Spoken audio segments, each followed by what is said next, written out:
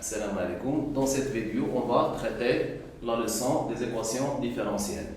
D'abord, on appelle une équation différentielle toute équation dont l'inconnu y est une fonction dérivable sur R. Dans cette leçon, elle est divisée en deux paragraphes, c'est-à-dire les équations différentielles de premier ordre et les équations différentielles de deuxième ordre. On appelle une équation différentielle de premier ordre une équation différentielle dont l'inconnu est une fonction et contenant la dérivée première de cette fonction. Alors bien, comme définition, on appelle une équation différentielle de premier ordre toute équation s'écrit sous la forme de y égale y' égale à y plus b. Dont a et b, ce sont des constantes, quelles que soient a et b, ce sont des constantes réelles, et non pas réelles, telles que a et non nulle. Mais d'abord, on doit mentionner que y est une fonction dérivable sur R. Alors, les solutions de l'équation différentielle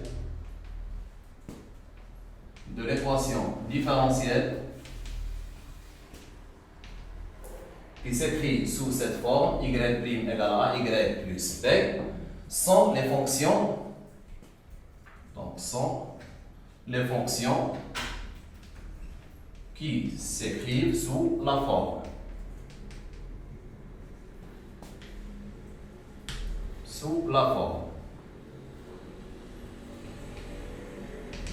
point y de x égale à k l'exponentielle de ax moins b sur a, tel que k une constante réelle.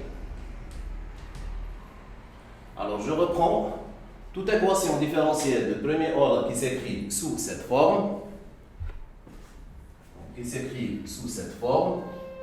Donc, elle admet ces solutions, ce sont des fonctions qui s'écrivent sous la forme y de x égale à k l'exponentielle de ax moins b sur a. Avec a et b, ce sont des réels et a est un réel non nul. Alors bien, donc on va voir un exemple d'application. Donc résoudre dans R les équations différentielles de premier ordre. Y' égale à 3, y' égale à moins 2y plus 5 et 3 sur 5y moins 4 sur 7y égale à 1. Alors bien, donc on va commencer la solution de l'exemple d'application. On a d'abord la première équation différentielle qui est une équation différentielle triviale qui s'écrit sous la forme de y' égale à 3. Donc la fonction primitive de 3, donc y de x égale, c'est-à-dire la solution, qui s'écrit sous la forme 3x plus c, avec c est une constante réelle. Ça c'est un exemple trivial, je l'ai ajouté seulement pour ne pas le négliger. Alors bien, on va voir le deuxième exemple. L'équation différentielle qui s'écrit sous la forme y' égale à ay plus b. Alors bien, donc on a une application directe. Par analogie, y' égale à ay plus b, avec a égale à moins 2 et b égale à 5. Alors donc, la solution de l'équation différentielle s'écrit sous la forme y de x égale à k l'exponentielle de ax moins b sur a, c'est-à-dire sur moins 2, finalement, on obtient plus 5 sur 2, avec k, une constante réelle. Bien, bon, tout simplement, on a une application directe.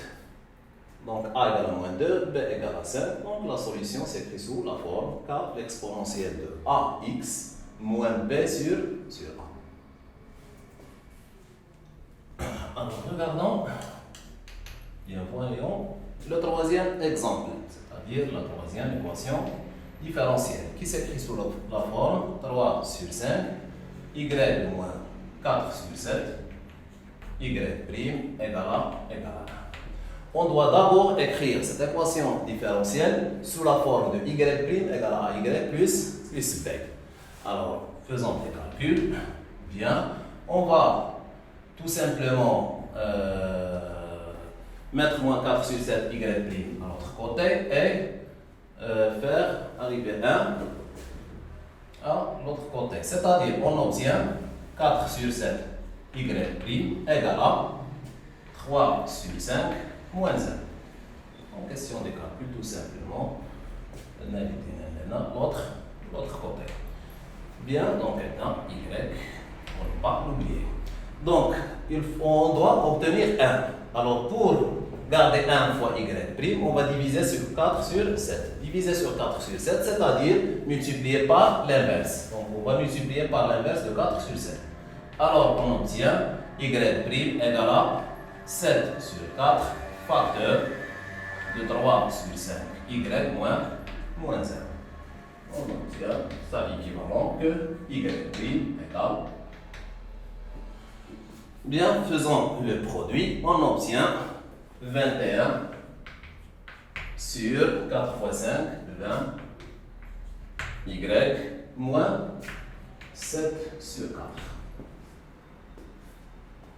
Bien, donc, on doit tout simplement écrire y', c'est-à-dire cette équation différentielle sous la forme de y' égale à y plus b. Alors, on a tout simplement divisé sur 4 sur 7, c'est-à-dire multiplié par l'inverse. C'est-à-dire, donc, on va multiplier 7 sur 4. Ici, on obtient 1. Et en faisant les calculs, c'est 21 sur 20, y moins 7 sur 4. Bien, donc, on a écrit ensuite tout simplement cette équation différentielle sous la forme de y' égale à y plus b. Donc, les solutions s'écrivent sous la forme y égale à k, l'exponentielle de a, qui est 21 sur 20 fois x, moins b sur a, c'est-à-dire moins. Donc, on va obtenir 7 plus, et 7 sur 4, tout simplement divisé par a, c'est-à-dire multiplié par l'inverse. On obtient finalement, faisons des simplifications, on simplifie par 7 et ici par 4, on obtient 5 sur tout simplement 3.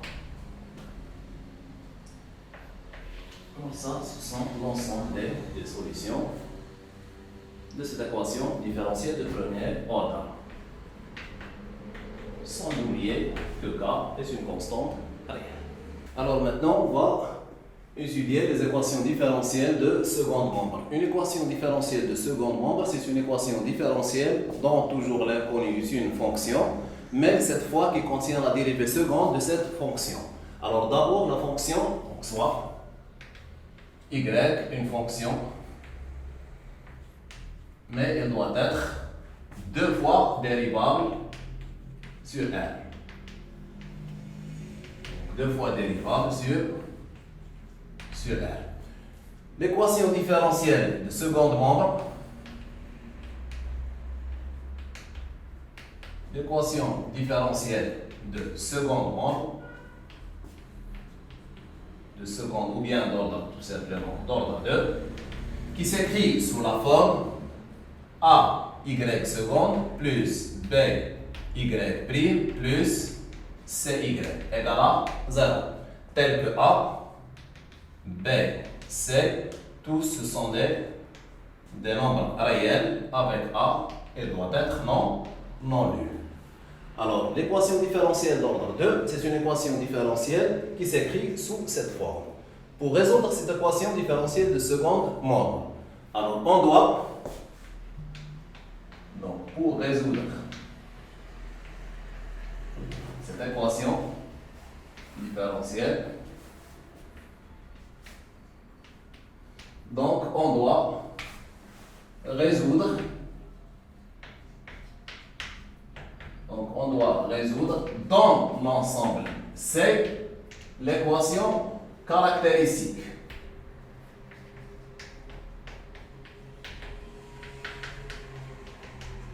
L'équation caractéristique qui s'écrit sous la forme A, R au carré plus BR plus C égale à 0 avec R un nombre complexe. Donc, je reprends. on cherche les solutions de l'équation différentielle dans R, c'est clair, mais les solutions de l'équation caractéristique, on doit les résoudre, on doit les chercher dans C, c'est-à-dire R, il peut être un nombre complexe. Alors bien, pour résoudre une équation de deuxième degré dans C, alors on doit calculer le discriminant delta. Tout le monde sait comment peut-on calculer le delta, c'est-à-dire B au carré moins 4 AC. Alors là, on distingue trois cas. Le premier cas, si delta est strictement positif, alors l'équation caractéristique, donc l'équation caractéristique admet deux solutions réelles. R1, deux solutions réelles. R1 et R2. Donc, les solutions de l'équation différentielle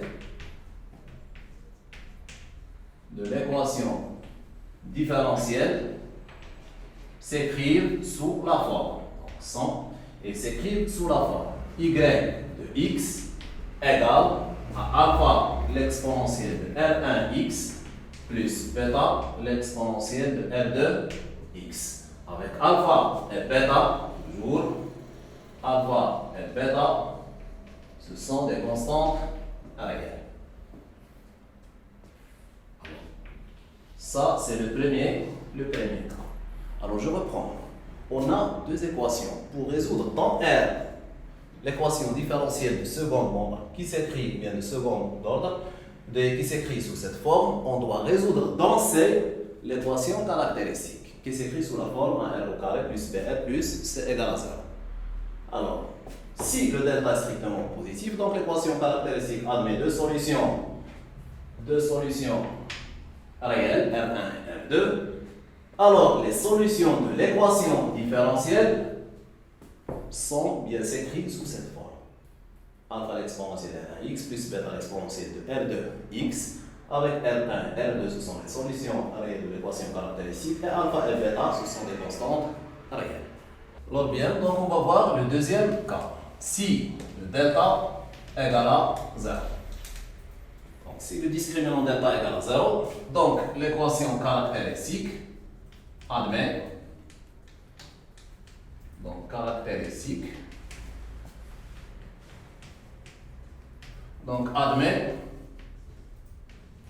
une solution unique notée R0 par exemple, et les solutions de l'équation différentielle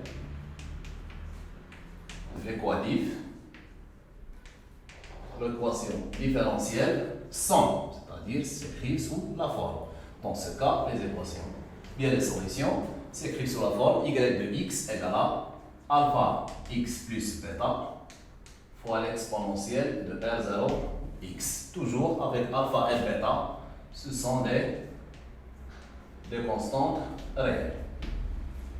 On va voir après comment peut-on déterminer alpha et bêta si on a la solution particulière. Bien. Alors, on va voir le troisième cas. Si le delta est strictement négatif. Alors, on a déjà dit qu'on doit résoudre l'équation caractéristique dans l'ensemble C. C'est-à-dire, si delta est négatif, alors l'équation caractéristique, on travaille dans l'ensemble C. L'équation caractéristique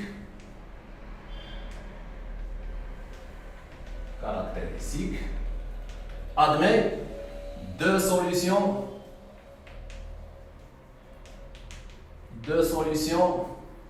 complexes conjuguées.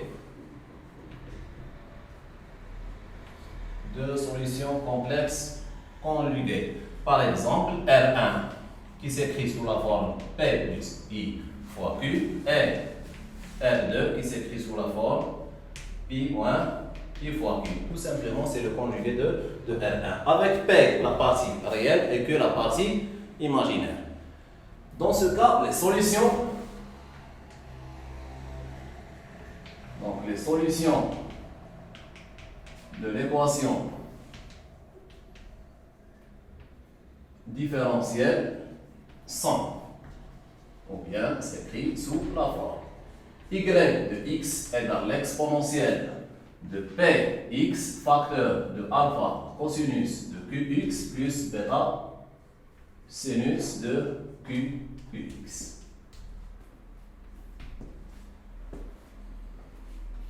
Alors, ça, ce sont les solutions de l'équation différentielle, toujours avec alpha et bêta. Ce sont des constantes. Alors bien, donc, ce sont les solutions. Dans le cas si delta est négatif, ce sont les solutions de l'équation différentielle. Donc, d'après ce qu'on a vu, pour résoudre une équation différentielle de deuxième degré, c'est-à-dire qui s'écrit sous la forme de AY second plus BY prime plus CY égale à 0, on doit résoudre l'équation caractéristique dans C. Alors, si on distingue trois cas, si delta est strictement positif, l'équation caractéristique admet deux solutions réelles R1 et R2, et l'équation différentielle admet des solutions qui s'écrivent sous la forme YX égale à alpha l'exponentielle de R1x plus bêta l'exponentielle de R2x qu'on a juste bien de voir. Bien, si le delta égale à 0, donc l'équation caractéristique admet une solution unique R0, toujours réelle, et la solution de l'équation différentielle s'écrit sous cette forme. Toujours alpha et bêta, ce sont des constantes réelles. Si delta est strictement négatif, l'équation caractéristique admet tout simplement deux solutions complexes conjuguées, R1 et R2, avec P, la partie réelle, et puis la partie imaginaire. Donc, les solutions de l'équation différentielle s'écrivent sous cette forme. Alors bien, donc, on va maintenant voir un exemple d'application pour résoudre une équation différentielle de second ordre. Bien, donc, on va voir cet exercice. Résoudre dans R l'équation différentielle y seconde moins 4y' plus 5y égale à 0. Qu'est-ce qu'on doit faire? D'abord, on résout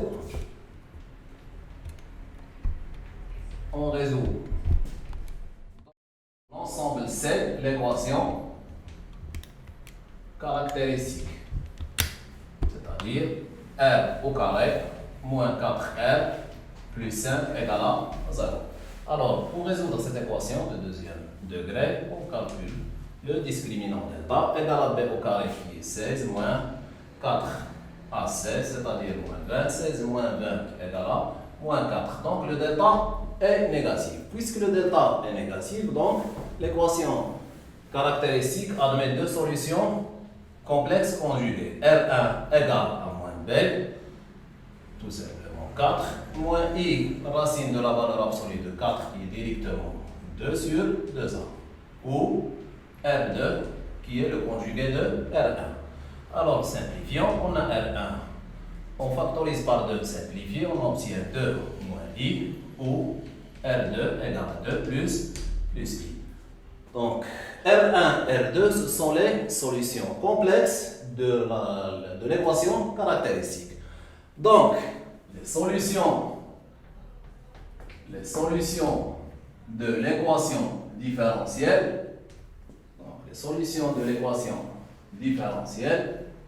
sont tout simplement, ou bien il s'écrit sous la forme y de x égale à l'exponentielle de p, c'est-à-dire, je vois p dans ce cas, p c'est p, c'est 2, et q, tout simplement, on peut prendre soit moins 1 ou bien 1, mais c'est préférable de prendre la partie positive. Bien, donc, les solutions de l'équation différentielle, c'est sous la forme y de x égale à l'exponentielle de 2x facteur de alpha cosinus de x plus bêta sinus de x avec alpha et bêta. Ce sont des constantes réelles.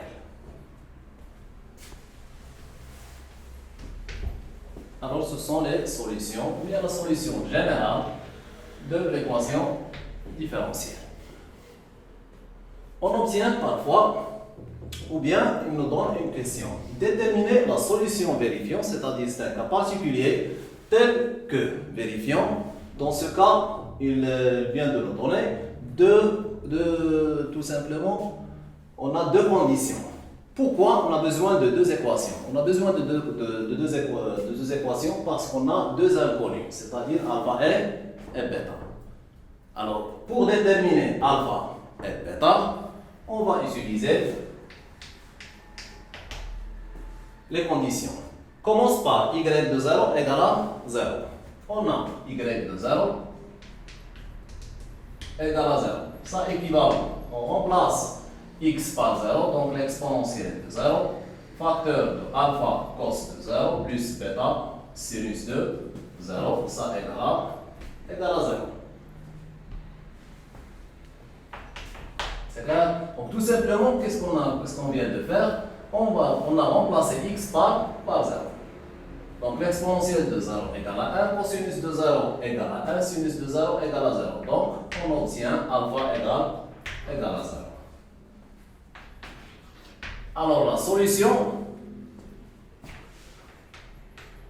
devient, on remplace alpha par 0, donc la solution devient l'exponentielle de 2x facteur de bêta, c'est préférable de l'écrire. Ici, bêta, l'exponentielle de sinus de 2x fois l'exponentielle de 2x fois sinus de x.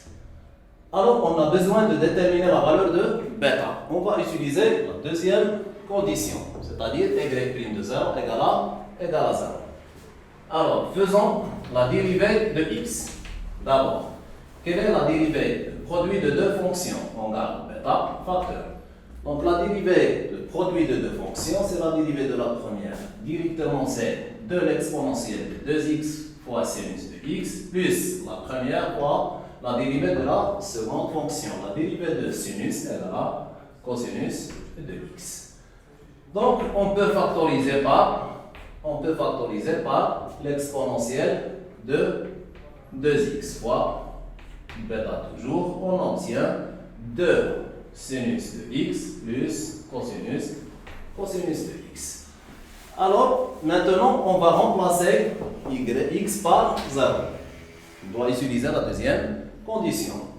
Alors maintenant, on va remplacer, on revient à la deuxième condition, y' de 0 égale à 1. Après avoir calculé y' de x, on remplace x par 0. On obtient, c'est l'exponentielle de 0 fois bêta, facteur de 2 sinus de x, plus le cosinus de x, en remplaçant x par 0. Ça égale à 1. Ça équivalent, l'exponentielle de 0 égale à 1, sinus de 0 égale à 0, cos de 0 égale à 1. C'est-à-dire, on obtient bêta tout simplement égale à 1.